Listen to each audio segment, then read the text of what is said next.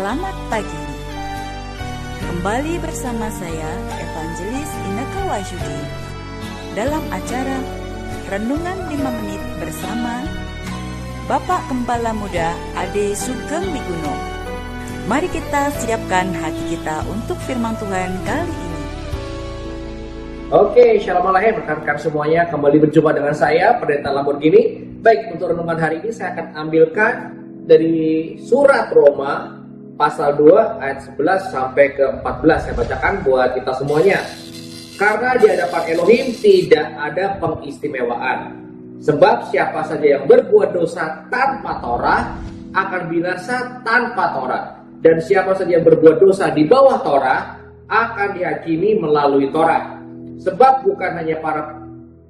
bukan para pendengar Torah yang benar di hadapan Tuhan, tetapi para pelaku Torah yang akan dibenarkan. Sebab bila mana bangsa-bangsa tidak memiliki Torah dapat melakukan hal-hal Torah secara alamiah, mereka yang tidak memiliki Torah adalah Torah bagi diri mereka sendiri. Baik rekan-rekan semuanya, kalau hari ini ya saya mau tanya kepada rekan-rekan semuanya, kalau gitu wajib gak Pak melakukan Torah? Oke, saya gak mau terjebak dalam hal Torah, tapi yang pasti, yang punya Torah akan dihakimi dengan Torah, yang gak punya Torah juga akan dihakimi juga, walaupun tidak dihakimi dengan Torah. Jadi artinya apa rekan-rekan? Artinya adalah perbuatan Anda setelah Anda menerima Yesus, setelah Anda bertobat, juga akan dihitung dan diperhitungkan oleh Tuhan kita, ya. Jadi perbuatan Anda itu diperhitungkan. Tapi hari ini yang saya mau garis bawahi adalah dari ayat yang pertama saya baca tadi.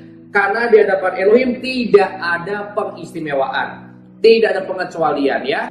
Bahkan dalam terjemahan lain dituliskan bahwa Tuhan tidak pandang bulu. Meskipun saya agak rancu ya, saya gak suka pakai kata pandang bulu ya. Tapi Anda tahu lah maksudnya. Di hadapan Tuhan kita tidak ada pengecualian, tidak ada pengistimewaan. Tuhan tidak pandang bulu. Tapi seringkali kita sebagai umat Tuhan malah kita yang sering pandang bulu, ya. Nah, ini yang hari ini saya mau bahas. Teman-teman, pada waktu ada rekan-rekan kita atau saudara-saudara kita yang mengalami kesulitan, saya melihat ada banyak di antara kita yang langsung mau membantu, ya. Kalau ada yang kesulitan, langsung kita telepon atau WhatsApp teman-teman kita, SMS teman-teman kita, yuk bikin kepedulian yuk buat saudara kita yang lagi kena musibah. Saya juga ingat beberapa saat yang lalu ya, ada seorang rekan saya yang masuk rumah sakit ya. Maka langsung rekan-rekan mengumpulkan kita semuanya, yuk kita bikin kepedulian. Dan satu rekan saya yang berulang kali mewanti-wanti kita ya, jangan dilihat dari angkanya, bukan soal berapa yang kita berikan buat dia, tetapi ini semua adalah soal kepedulian. Yang penting kita udah berikan rasa kepedulian. Nah, itu tepat sekali. Jadi dengan cepat sekali kita rekan-rekan hamba Tuhan saling menyantuni ya, kita kumpulkan uang, lalu kita berikan kepada rekan hamba Tuhan yang sedang menderita itu.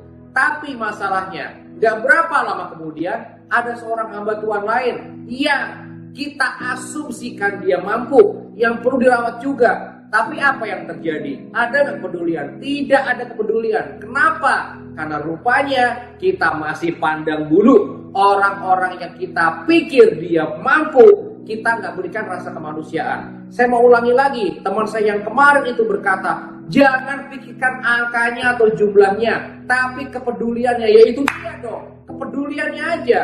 Gak usah mikir dia mampu atau enggak. Kalau betul-betul hanya rasa kepedulian, jangan pandang bulu. Seperti dikatakan di kitab Roma ini, Roma pasal 2 ayat yang ke-11 ini, Roma pasal 2 ayat yang ke-11 ini dikatakan, sebab di hadapan Elohim tidak ada pengistimewaan. Jadi kalau kita mengasihi orang-orang, kita tahu Yohanan 3 ayat 16 berkata apa? Sebab karena begitu besar kasih Elohim akan dunia ini. Begitu besar kasih Elohim akan dunia ini. Artinya apa? Dia mengasihi Anda yang kaya, dia mengasihi Anda yang gak kaya, dia mengasihi Anda yang bahkan gak punya apa-apa. Elohim kita mengasihi kita semuanya sama. Maka kita juga sebagai umatnya, sebagai anak-anaknya, kita pun wajib mengasihi semua orang sama. Baik kita mengasihi pendeta beca, di sini masih ada beca ya teman-teman, ataukah kita mengasihi pendeta Lamborghini, pendeta Ferrari, pendeta yang murtadin, pendeta yang apapun juga, kita kasih sama. Jangan kita pandang bulu. Nah rekan-rekan, saya mau hari ini saya mau tutup dengan satu cerita lagi. Saya ingat Saya pernah melayani waktu saya masih menjadi seorang gembala untuk kaum muda. Saya pernah melayani seorang wanita ya. Seorang wanita, saya kasih tahu aja namanya ya. Ini tanpa saya bermaksud untuk menghina Anda. Kalau hari ini Anda nonton acara ini, saya bukan maksud untuk menghina Anda ya. Saya mau katakan saya mengasihi Anda dengan kasih dari Hamasiah. Saya katakan aja namanya Shuli. Sesuai dengan namanya Anda tahu latar belakang dia seperti apa ya. Nah rekan-rekan, Shuli ini datang ke gereja waktu gereja lama saya, di mana saya waktu saya melayani. Ya tapi cuma sekali. Setelah itu Shuli nggak pernah datang lagi sampai beberapa minggu. Lalu salah satu dari pemimpin saya berkata, "Gang, rumah lo kan dekat sama rumah dia. Lu samperin deh ke rumah dia." Lalu saya dikasih coret-coretan rumahnya Shuli di mana. Lalu pada suatu sore saya datang ke rumah Shuli ya dengan naik sepeda ya. Lalu saya melihat bahwa ternyata rumah Shuli itu rumah biasa aja ya. Tadi saya juga bicara sama teman-teman saya, kita doain Shuli yuk. Jadi saya masih doain kamu ya Shuli ya. Kita doain Shuli yuk. Ya saya bilang gitu ya. Shuli itu siapa? Itu dulu. Waktu dulu kakak masih agak muda ya. Nggak jauh beda dari sekarang. Sampai beberapa tahun yang lalu kakak kenal dengan seorang namanya Shuli. Dan Shuli itu orangnya biasa aja ya. Mamanya Shuli adalah seorang tukang cuci. Maaf ya Shuli, saya bukan mau ngejek kamu, tapi mama Shuli cuma seorang tukang cuci ya. Artinya apa? Ya bukan orang kaya. Tapi kenapa pada waktu itu nggak ada yang peduli sama Shuli? Karena mereka pikir Shuli dari nama kamu, mereka pikir kamu orang kaya. Pasti kaya. Namanya aja Shuli. Dan karena Shuli ini bukan dari agama lain, agama yang jauh dari agama Kristen ya, maka nggak ada yang peduli sama Shuli. Sayangnya di situ. Jadi saya datang ke rumah Shuli, lalu saya ajak Shuli balik ke gereja lagi. Lalu saya ingat waktu Shuli berkata, "Kak, jemput saya boleh nggak?" Saya bilang, "Oke, kakak nggak punya mobil loh, nggak punya motor ya. Saya jemput kamu, lalu kita sama-sama naik mikrolet ya. Kita naik mikrolet yang warna biru ya, kecil-kecil itu yang Toyota Kijang itu ya. Kita lalu akhirnya ke gereja bareng. Mulai hari sama beberapa minggu kita kerja bareng. Dan saya masih ingat banget. Saya ingat banget. Hari pertama, minggu pertama pagi-pagi saya ke rumah Shuli. Saya masih ingat. Waktu Shuli udah berpakaian rapi, kita mau berangkat, udah bawa Alkitab di tangan Shuli. Lalu pada waktu kita mau berangkat, saya masih ingat, mohon maaf ya Shuli. Ya, waktu itu saya masih ingat tiba-tiba ada suatu yang bilang, "Shuli, pulang!" Ternyata Shuli nggak boleh ke gereja. Ya. Waktu itu orang tua Shuli melarang Shuli ke gereja. Dan karena Shuli itu bukan dari agama lain yang jauh dari Kristenan, maka nggak ada yang peduli. Kalau Shuli waktu itu agama yang jauh dari Kristenan, mungkin banyak yang peduli sama Shuli. Mungkin Shuli udah jadi YouTuber, mungkin Shuli udah punya banyak follower. Tapi waktu itu Shuli bukan dari agama yang jauh dari Kristenan. Shuli juga dari agama Kristen, tetapi tidak lahir baru dan tidak mengenal kasih daripada Yeshua Hamasiah. Ya, teman-teman, ada diskriminasi. Karena Shuli berasal dari agama Kristen juga, cuma nggak aktif ke gereja. Karena itu tidak ada yang peduli kalau Shuli nggak ke gereja lagi. Ya, tapi waktu itu karena kami sama-sama doakan Shuli, terutama Shuli berdoa dengan sungguh-sungguh, sehingga akhirnya orang tua Shuli pun bisa menerima Yeshua Hamasiah sebagai Tuhan dan Juru Selamat. Sehingga Shuli pun hari ini saya yakin, hari ini pun Shuli pasti masih rajin ke gereja, pasti masih melayani Bapak Yahweh.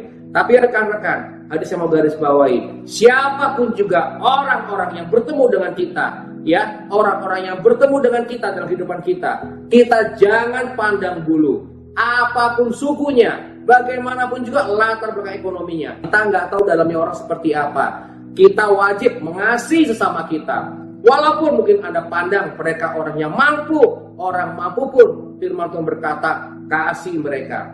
Karena Bapa Yahweh, karena Elohim kita mengasihi dunia ini. Artinya, yang kaya, yang miskin, suku apapun juga latar belakang agama mereka dulu, Tuhan berkata, kasihi mereka. Sebagaimana Elohim juga mengasihi dunia ini. Bukan mengasihi suku tertentu, bukan mengasihi orang-orang tertentu, tapi Tuhan bilang, kasih dunia ini. Karena Bapa Yahweh mengajari, Dia, Elohim kita, mengasihi dunia ini maksimal. Kita pun wajib mengasihi sesama kita maksimal juga, apapun latar belakang mereka. Ya, jadi doa saya buat Anda semua hari ini, marilah kita menjadi saksi-saksi dari Hamasiah yang mengasihi dunia ini. Bahwa Tuhan aja mengasihi dunia ini, sehingga Ia mengirimkan putranya untuk mati ganti kita. Kita pun wajib sekarang mengasihi sama kita. Jadi kalau kita ingat kasih Tuhan buat kita, ingat Yohanes 3 ayat 16. Tapi kalau kita ingin mengingat kasih kita kepada sama kita, ingatlah 1 Yohanes 3 ayat 16. Kita wajib mengasihi sama kita.